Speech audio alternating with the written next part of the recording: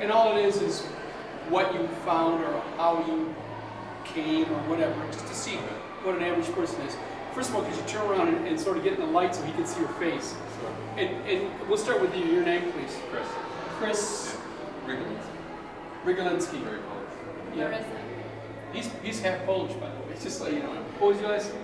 I'm Larissa Worstiak. Say that last one again. Worstiak. Arsiak, another Polish name. Ukrainian. Ukrainian, okay. That's Bo Sierra. He's the guy filming. He's my son. He don't look like me, but he's my son. But we're here because of this exhibit, because I am a Tejano. I was born in Texas, and my family lost their land here to Anglos that stole it in the 1840s, 1860s, 1880s, and we have been fighting to get justice for what was done to them illegally. And as you well know, because of just this Jim Crow exhibit here, it was not easy for anyone to be a Mexican, Tejano, black, or any of those types of minorities in those days here in Texas because of the nature of the way it evolved. So we asked people, we had a black couple here a little while ago, and you know, we're asking everybody, you know, what you feel about this exhibit. How could you just give us about encapsulation, and just make sure you look at the camera while you say it, and tell us, how did you feel about this, what you found out?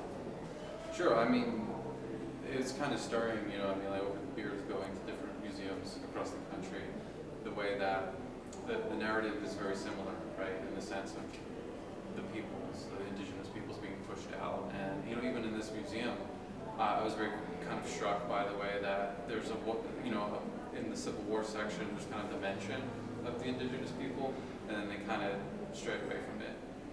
You know, like it doesn't seem like they're getting enough presence that they deserve in a museum, specifically, you know, about Texas. So what you're saying is not enough story is being told yet on the real truth of what really happened in the history of Texas and other states, I'm sure. Well, yeah, I mean, I would like to see a more balanced perspective, you know, because I feel like the voices here, we have some voice of what, you know, like over there where it says the Mexican perspective, right? But just kind of talks about the institutional perspective, right? So like from the government's point of view, with a little bit from the people, and then it's a lot of the, you know, the European and the American settlers' perspective throughout the museum, but you don't really have that presence of what the native peoples might have been thinking or feeling. Yeah, at the moment it happened. How about you? Well, probably the most striking thing that I saw or noticed today was on the second floor, and I don't remember the person's name. It was like a colonel from the American side. He said that it hurt his heart more than he could imagine that they took so much land. Like From the Tejanos to the Mexicans? Yeah. Wow. And that was like the only mention of anything like that in the whole museum. It was like one line. One little quip. Yeah. That he felt bad And I wanted so to know many more Mexicans about have that. been taken advantage Yeah. of, so to He speak. says, I feel worse than you could ever feel, in like a sentence. And I was like, oh, I want to Yeah. know more about that. Yeah, it's kind of like the Tejanos are sort of portrayed, and you know, here they were in this little moment, and then they were done, and then this is the rest of the story. You know, and Told by Anglos. Yeah, told and by not, Anglos. no Mexican input in it whatsoever. Exactly. Until now, people are starting to step up now and tell the real Yeah. truth. But what if I told you that there was more to this that isn't in the exhibit? Well, yeah, I mean, I I'm mean, sure I that there believe would that. be. I'm going to give you one little caveat, okay? In 1941, the United States and Mexico went to make a treaty. It was called the Convention of 1941 between Mexico and the United States. And what it was a one-time cure-all by Franklin Delano Roosevelt to give $193 million, which was the market value of 1921 of the lands that were stolen from these people in Texas, the Tejanos, the Mexicans people. And that money was given to Mexico as a settlement. They were supposed to have given it to Mexico, the United States, and Mexico would distribute it amongst the people that were wrong. What if I told you they never got that money? I would totally believe that. Okay, because we never did get that money. Our family, I go back to my great-grandfather, 5 times removed, is Jose Narcisco Cavazos. He owned the largest land grant in Texas, 605,000 square acres, which is now the King Ranch. They literally stole that land from him. And the bottom line is the United States compensated them. In 1941, they had reparations, but they never gave the money to the people. They gave the money to Mexico, and Mexico kept it. But why was that deal done? Let's tell the real history of World War II. It was done because they needed to keep Mexico from aligning with the Nazis in 1941. Because the Nazis needed oil and they wanted Mexico. They wanted to take Mexican oil so they could create the war machine and get it rolling with all the oil they could use. And that's why the United States had to make a deal with Mexico to keep them from going to the Nazis. So there's a history to this, but it was still wrong that was done. And you've seen that. You guys basically, and you haven't even been told the real history, all of it. But you've already got an awareness that, hey, something was wrong here, right? That's basically what you're telling me. Wow, we really thank you for your opinions, and we really appreciate you coming to the exhibit today.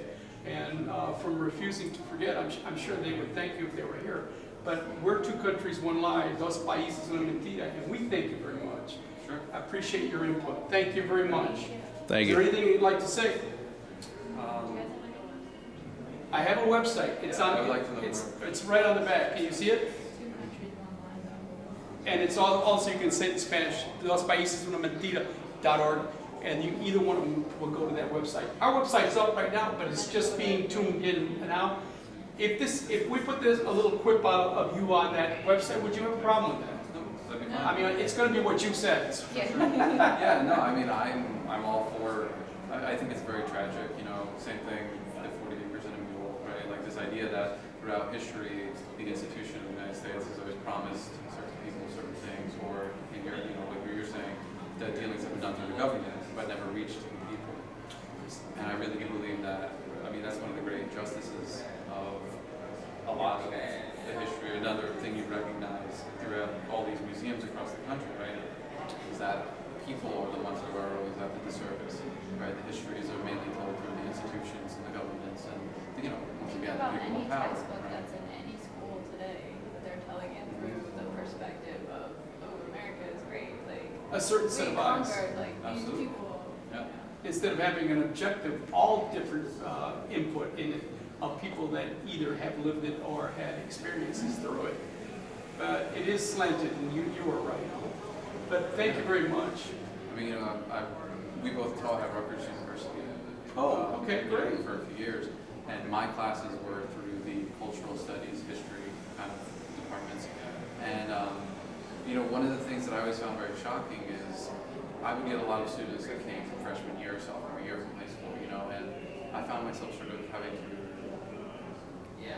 they took a lot of things for granted about what they were taught in textbooks about, the narrative of the United States. And I was always very shocked at the assumptions that they had, and for instance, when we started having conversations about civil rights, and I don't just mean sort of African American civil rights, Right. but just sort of all the people In general. and they were like, oh, I didn't even know that there was an alternative history. Wow. So I think that what you're doing with this is really important because people need to know that the narrative that they're taught is just a narrative Right, and not the all-encompassing history. right. Wow, thank you very much. We appreciate your Sure. time. Thank you. You enjoy the rest of the exhibit. Thank you. Have a great day. Thank What's you. your guys' website?